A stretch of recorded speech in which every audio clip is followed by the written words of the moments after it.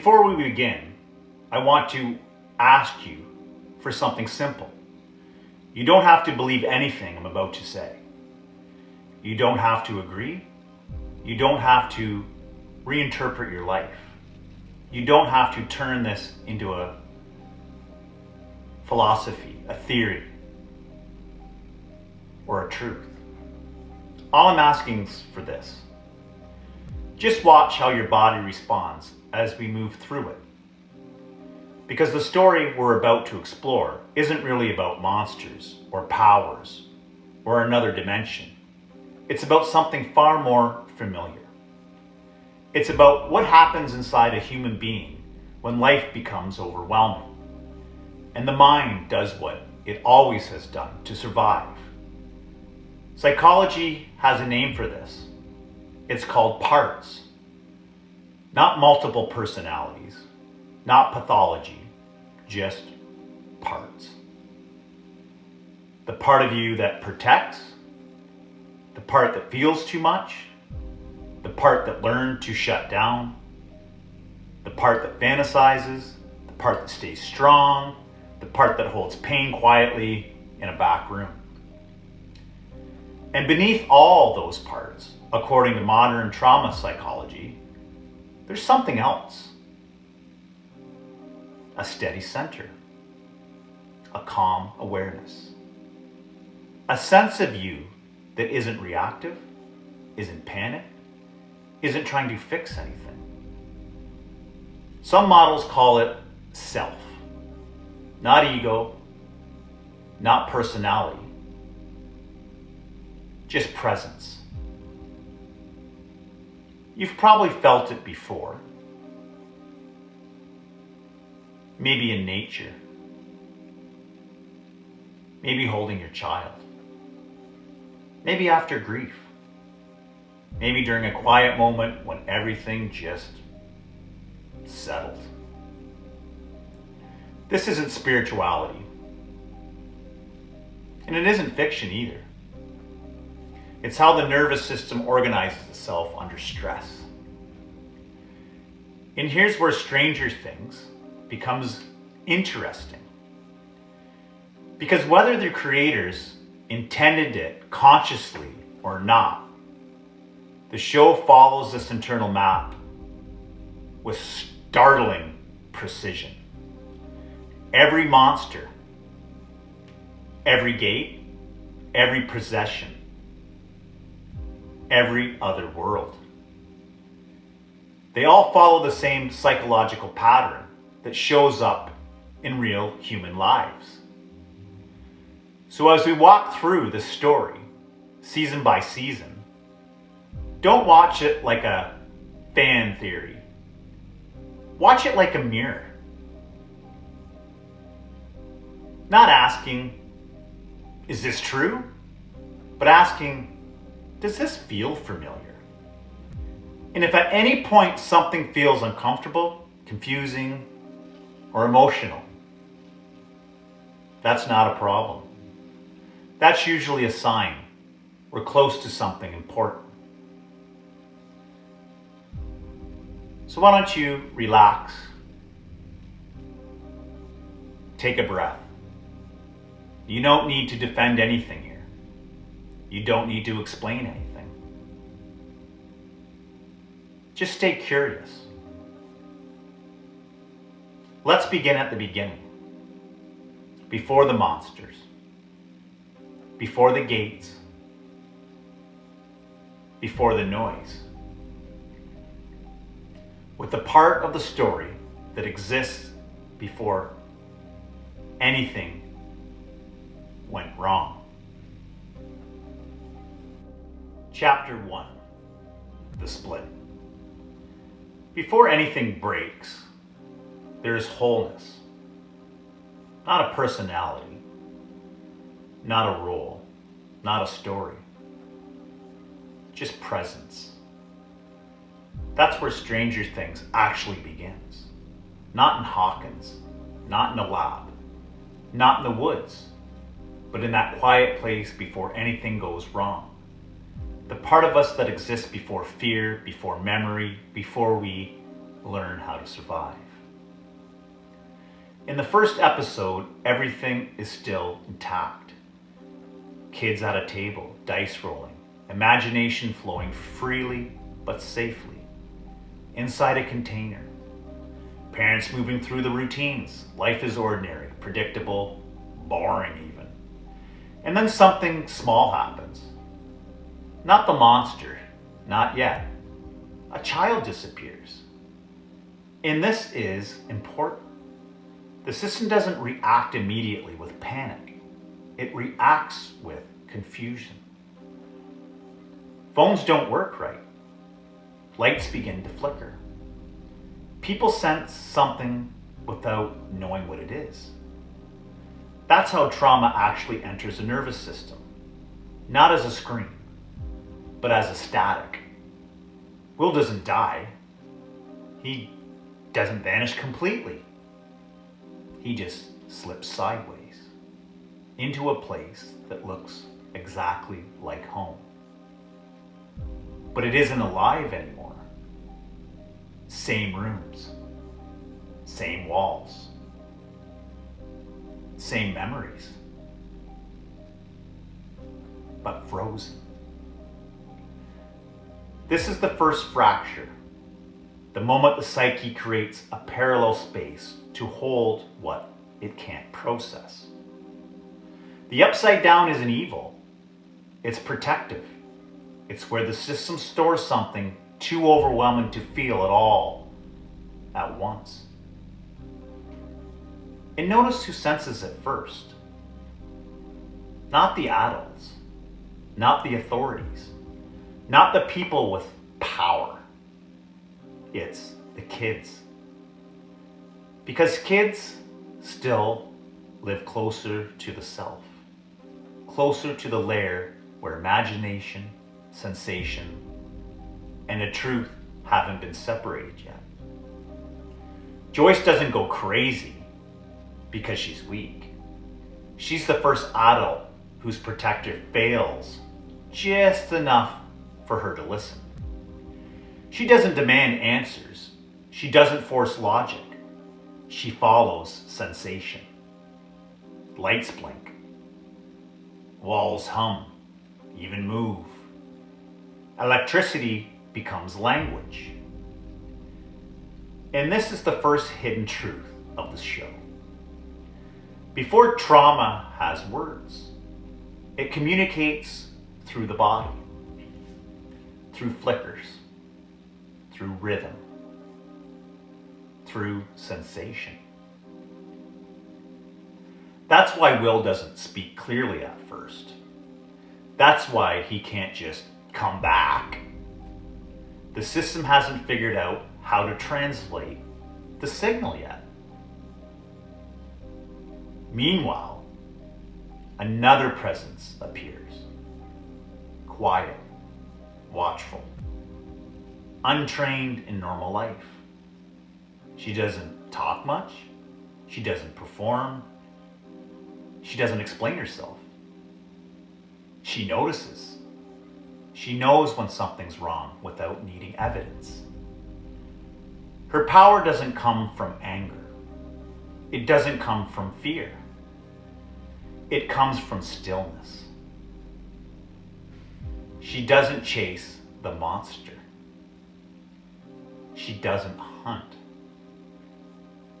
She listens.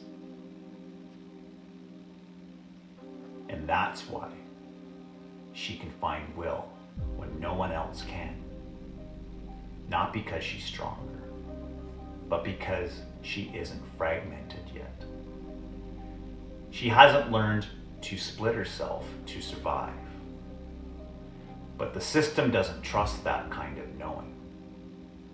So adults build expectations.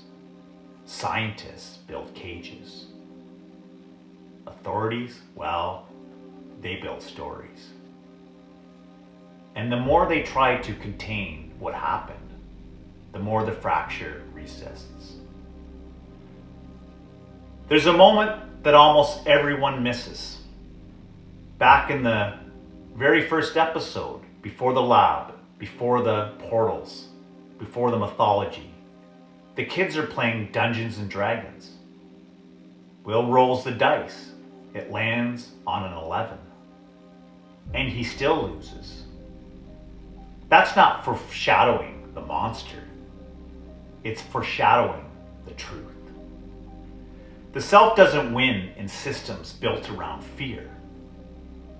Presence alone isn't enough yet, because the world around it doesn't know how to receive it. So the season ends not with victory, but with containment. Will is back, but coughing. The gate is closed, but leaking. The family, they're together, but changed. The system hasn't healed. It only has adapted. And adaptation always comes with a cost. Season 1 isn't about defeating the Demogorgon. It's about the moment the psyche learns it can fracture and still keep moving. That's the beginning. That brings us to chapter 2, the rules. After the split, the system does what it always does next. It tries to contain. Season 2 doesn't open with monsters charging through the streets. It opens with order, with structure, with adults stepping in and saying, "We've got this now. The gate is sealed. The town is calm. Life is supposed to go back to normal, right?" And on the surface, it almost does. But something's wrong. Will is home, but he isn't here. He's present in body, absent in safety. He smiles when he's supposed to. He goes to school. He allows the routine. But inside, something keeps pulling him sideways. Flashes, chills, visions that don't ask permission. This is what happens after trauma, when the system chooses control over integration. You don't fall apart. You tighten up. You create rules. And no one embodies that better than Hopper. Hopper doesn't become a protector in season 2. He already has one and was one. But now his protection hardens. He builds walls around 11. He gives her food, shelter, rules, structure. Don't go outside. Don't be seen.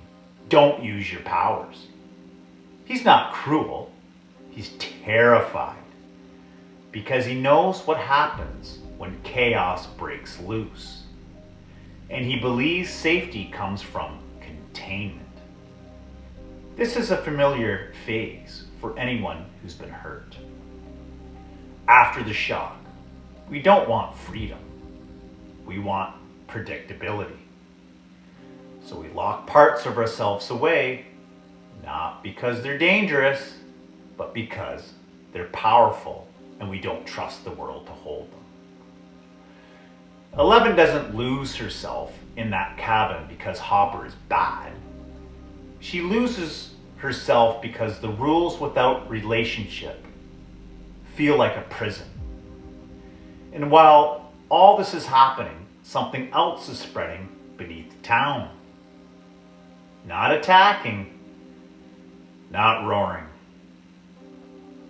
growing slowly. Tunnels, roots, an underground network that doesn't crash through the surface, but quietly links everything together. This is one of the most important metaphors in the entire series. Trauma doesn't always show up as a single monster. Sometimes it becomes infrastructure. It rewires the system underneath daily life, influencing reactions, moods, behaviors, long before anyone realizes it's there. And this is where the Easter egg lives. There's a moment when Hopper, Joyce, and Bob map the tunnels. They think if they understand the structure, if they chart it, label it, contain it, they can stop it. Bob figures it out. He sees the pattern. He finds the way through. And for a brief moment, it looks like intelligence alone will save them. But knowledge isn't enough, because trauma doesn't obey maps. The tunnels don't just exist underground. They exist inside Will. The mind flayer doesn't possess him violently at first. It enters slowly, through cold, through fear, through unexpressed emotion. It doesn't scream. It occupies. And that's the danger of this stage. When the system prioritizes control, the trauma finds a way to live inside the rules. Will becomes the carrier, not because he's weak, but because he's sensitive. He feels everything.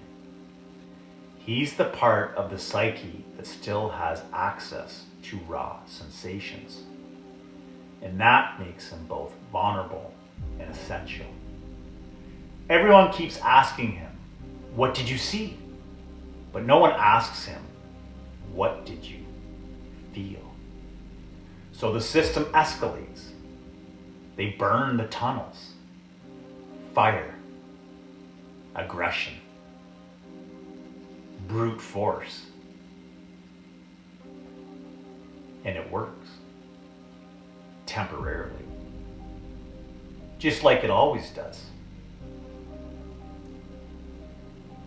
The threat retreats, but it doesn't resolve. No. Then it comes that moment that defies this entire season.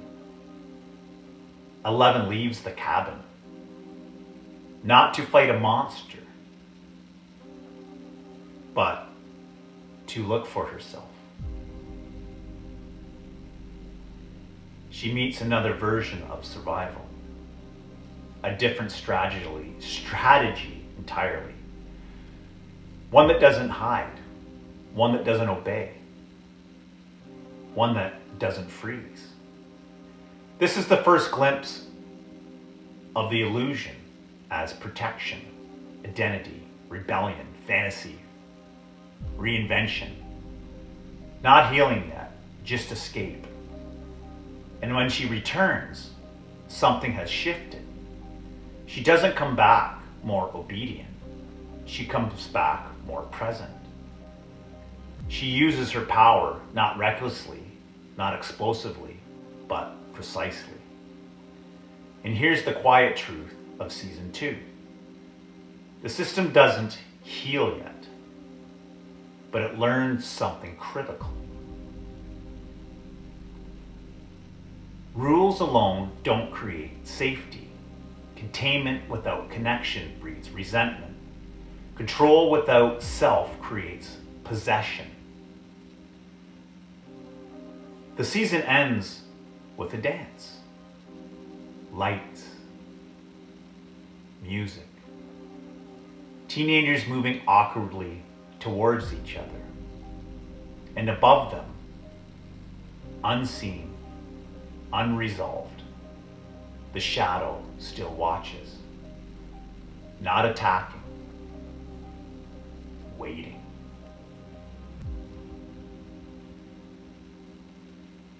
Because the psyche has stabilized, but it hasn't integrated. So if season 2 was about rules, season 3 is about noise. This is what happens when containment fails, but integration still hasn't arrived. The system doesn't tighten anymore. It distracts. Everything gets louder, brighter and faster. A mall appears in the center of town, colorful, endless, humming with lights and music, food courts, escalators, stores stacked on stores. A place designed to keep you moving so you never have to feel what's underneath. This isn't a subtle symbolism. It's almost too on the nose. When the psyche realizes control didn't work, it tries pleasure, simulation, productivity, humor, consumption, anything to avoid stillness, just stimulant. And notice something important. The monsters don't come from the upside down first. They come from the people, from the bodies, from chemicals, from routines that look normal until they're not. Billy doesn't become possessed because he's evil. He becomes possessed because he's already fractured. He's the trauma protector who learned early that power comes from domination, not connection. Pain taught him that softness is dangerous. So he chose force, speed, sex, and control. And the mind flayer doesn't crash into him. No, it just recognizes him. That's how trauma works. It doesn't invade randomly. It finds renaissance. This is the stage where the shadow gains momentum. It stops hiding. It starts organizing. People get absorbed into routines that feel voluntary, but aren't. They drink the chemicals. They follow the signals. They dissolve into the mass. This is what integrated trauma looks like when it scales. Unintegrated. Not chaos yet, coordination. And while this is happening, Hopper is unraveling. His protector strategy shifts from rigid control to explosive reaction. He drinks, he yells, he pushes. He's still trying to keep people safe, but now his nervous system is overloaded. Joyce pulls away, 11 pushes back. The rules don't work anymore. And then we get one of the most important hidden moments in the entire series that jumped right out at me. The carnival maze. Hopper chases the threat the way the maze is designed to be run, following parts and the paths, respecting barriers, trusting the structure. And then the trauma protector does something crucial. It doesn't follow the same rules.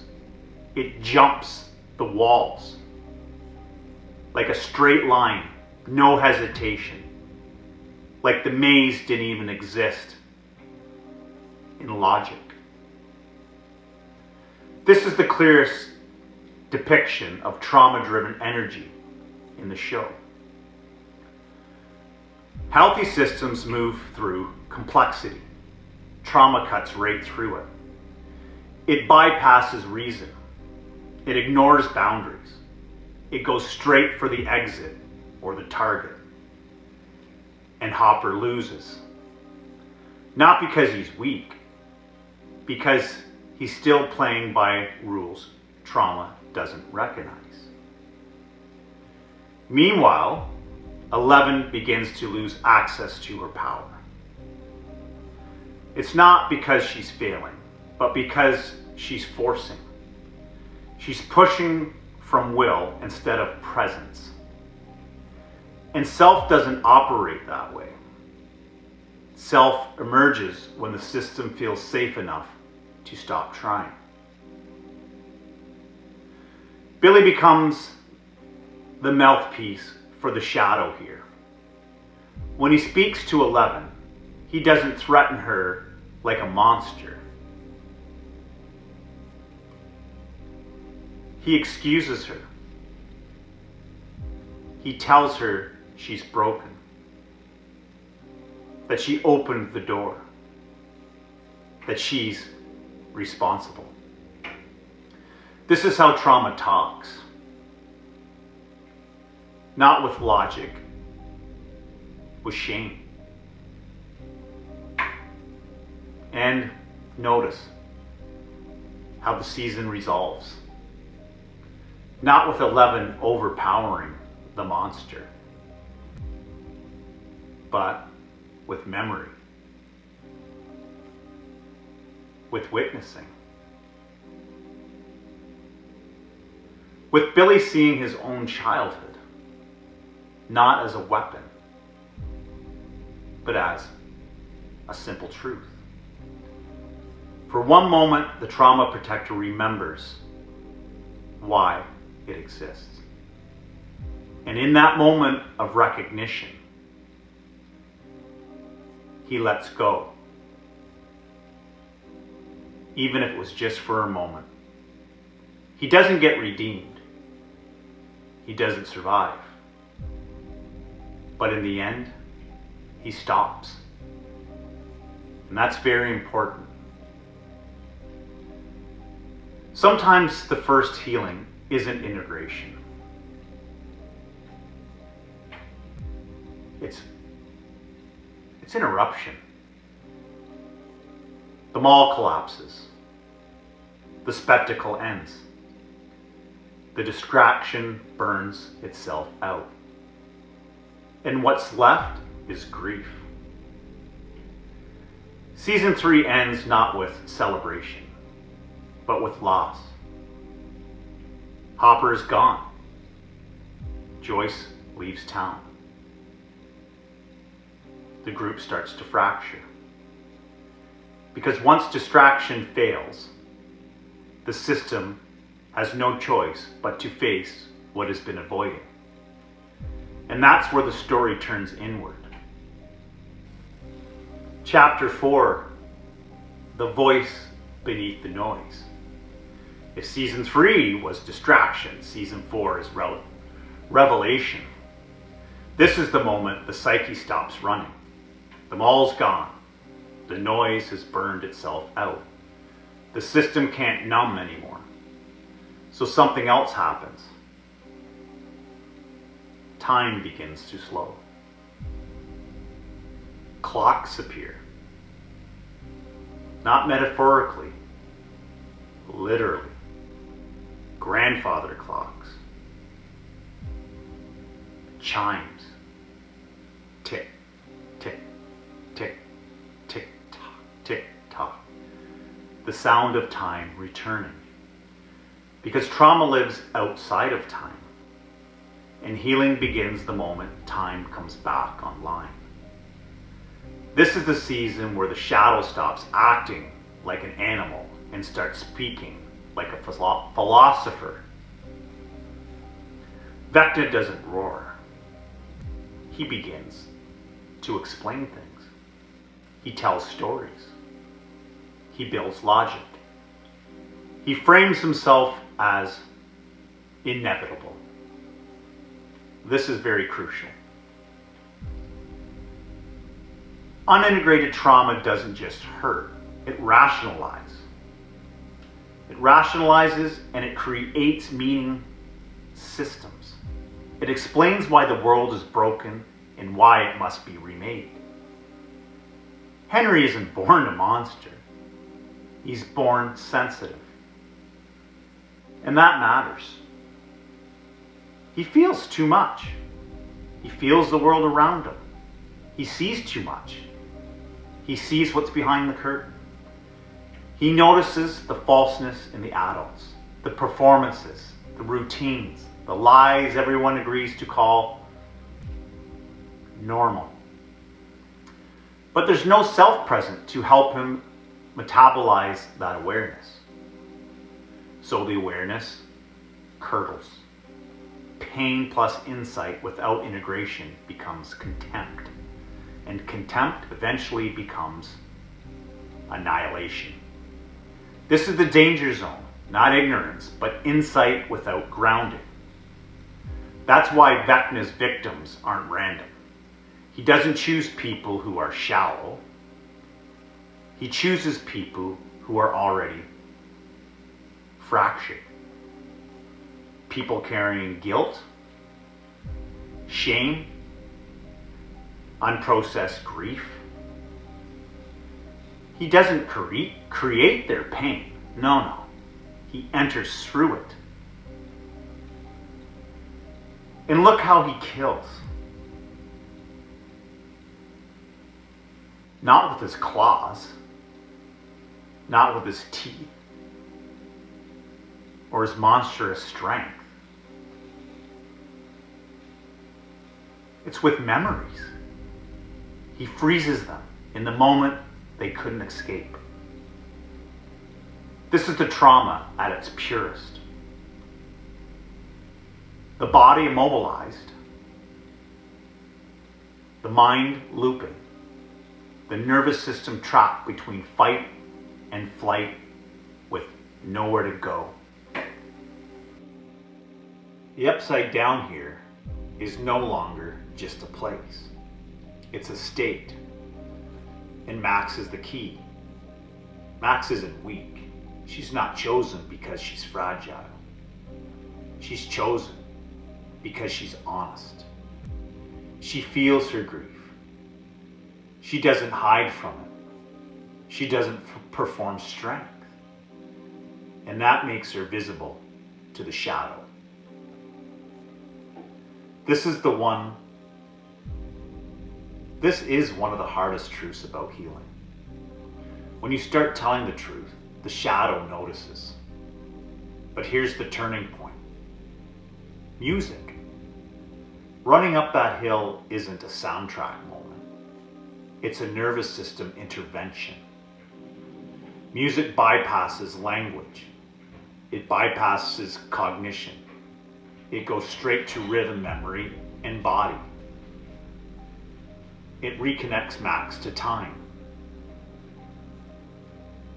She doesn't escape by fighting. She escapes by remembering who she is outside the trauma.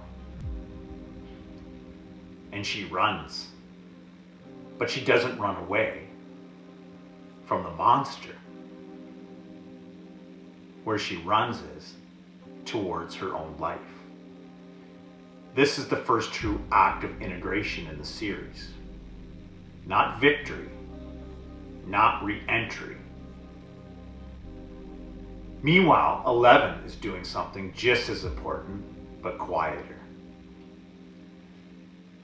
She's not going to gain her power back. She's recovering memory. She returns to the lab, not to be controlled, but to understand. And this is where the show makes its deepest move. We discover that the monster wasn't external first. It was relational. Henry didn't become Vecna because he was evil. He became Vecna because no one could hold what he saw. His sensitivity was pathologized. His intensity was feared. His questions were silenced. So his protector took over completely. And once that happens, the protector doesn't want peace. It wants order. Final order, to be specific. This is why Vecna hates time. Why he breaks clocks. Why he freezes moments. Because time allows people to change. And trauma wants permanence. Now watch 11 closely here. When she faces Henry again, she doesn't defeat him with rage. She defeats him with boundary. She says, simply, I'm not like you. Not superior, not opposite. Just different. She refuses the false merge. This is self-differentiating from trauma protector. But she doesn't integrate him yet. Not yet. She casts him out. And that's important too. Because sometimes the system isn't ready to integrate. Sometimes it just needs distance to survive. So Vecna is banished, not healed. And he goes somewhere, well, worse. He goes to the upside down. Which now makes sense. The upside down is what happens when trauma gets exiled but not resolved. It becomes, well, a parallel world, so to speak. It grows. It evolves. It waits. Season 4 ends with Max alive, but unreachable. Her body, well, it's here. Her consciousness, it's elsewhere. This is the exile fully submerged. And the system feels it. Hawkins splits. Literally in two. The inner and the outer worlds collide. And that's the signal. When inner reality starts tearing through outer reality, you're at the edge of a collapse or a transformation. There's no middle path. It's either or. Here or there. Because the psyche can't compartmentalize anymore. Everything starts to converge. Which brings us to the threshold. The singularity, or the point of no return. The moment every protector strategy fails all at once. By the time we reach season 5, Stranger Things stops behaving like a story about characters and starts behaving like a system under pressure. That's the first clue. When a narrative no longer follows one hero, one villain, or one clear arc, and instead begins collapsing multiple storylines into the same moment, what you're watching is not a battle, it's reorganization. Hawkins isn't just under attack now. It's losing boundaries. The gates are no longer hidden. The upside down isn't contained. What used to be somewhere else is now everywhere. And psychologically, that matters. Because when the mind can no longer keep its parts separate, when what was buried, managed, or avoided starts leaking into daily life, the system doesn't break all at once. It bottlenecks. That's what season 5 opens with. Movement without progress. Urgency without clarity. People running, fighting, building weapons, forming plans, but nothing actually is being resolved. That's not chaos for spectacle. That's what a nervous system looks like when it's overloaded. The outer world reflects the inner one. This is why Dustin's realization about the circle matters so much.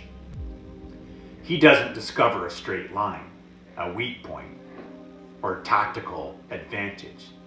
He discovers a pattern, a shape, a closed loop. And at that center of that loop, something still is untouched. That's not just geography, that's psychology. Because systems don't heal from the edges inward, they heal from the center outward. And self, real self, always sits in the middle. Everything else orbits it.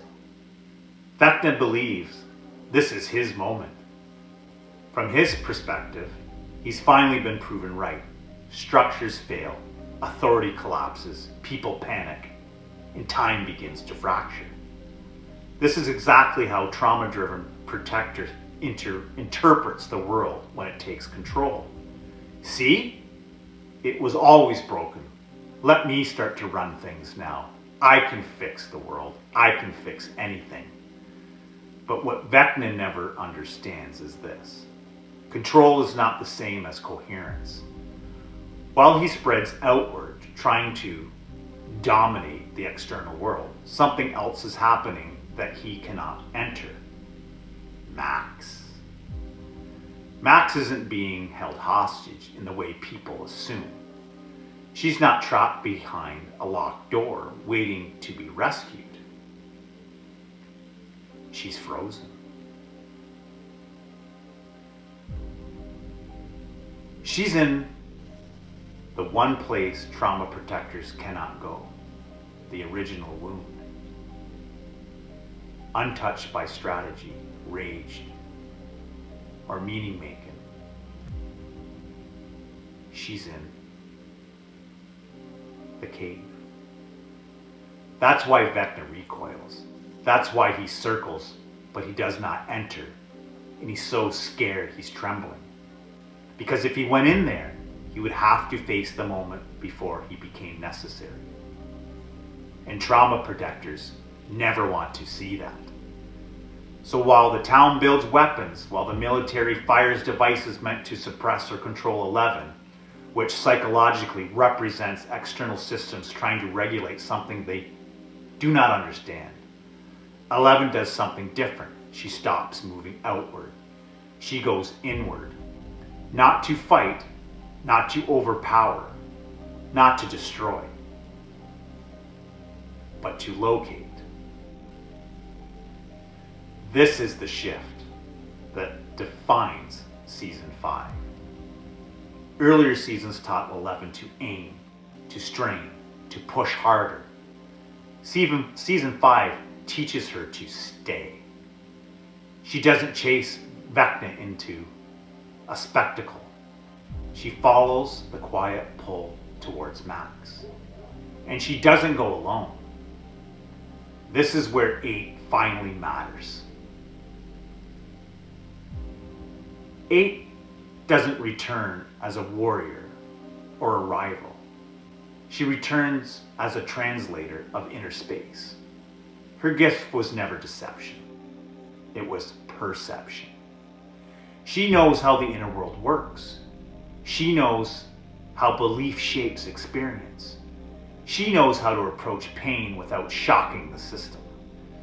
But she also knows her limits. Illusion can protect. Illusion, it can also soften. Illusion can buy time. Illusion cannot integrate. So, 8 doesn't build a fantasy to hide Max from the truth. She builds a bridge, just enough safety for 11 to approach it without force. And this is where the story does something very precise. 11 does not tell Max to be brave. She does not tell her to fight. She does not pull her out. She offers her a choice. You don't have to stay here, but you don't have to leave yet either. That's it. It's as simple as that. No urgency, no command, no rescue fantasy. And that's the moment the system changes. Because trauma isn't healed by intensity, it's healed by agency.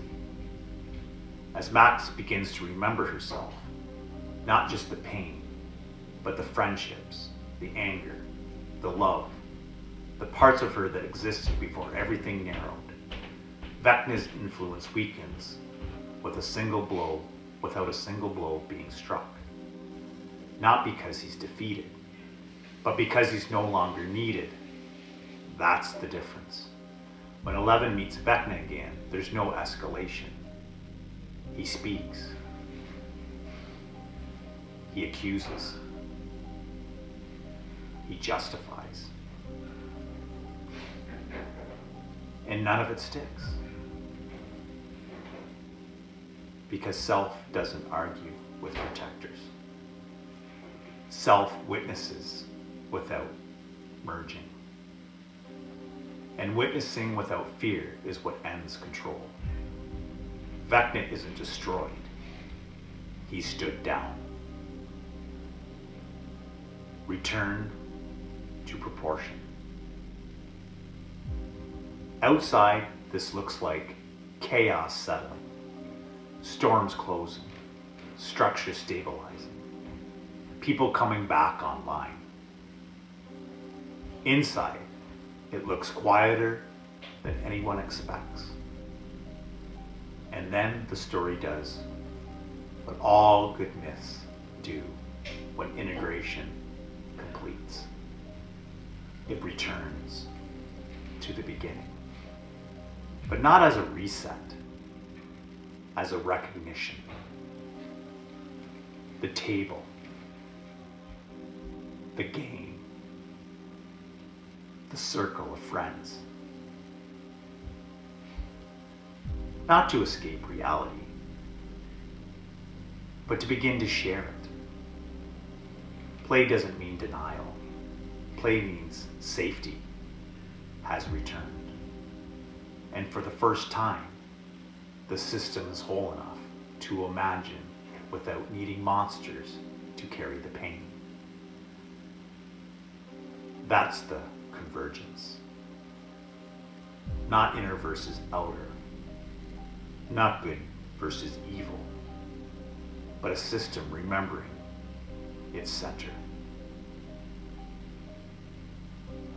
So how will the writers bring this to this theatrical ending?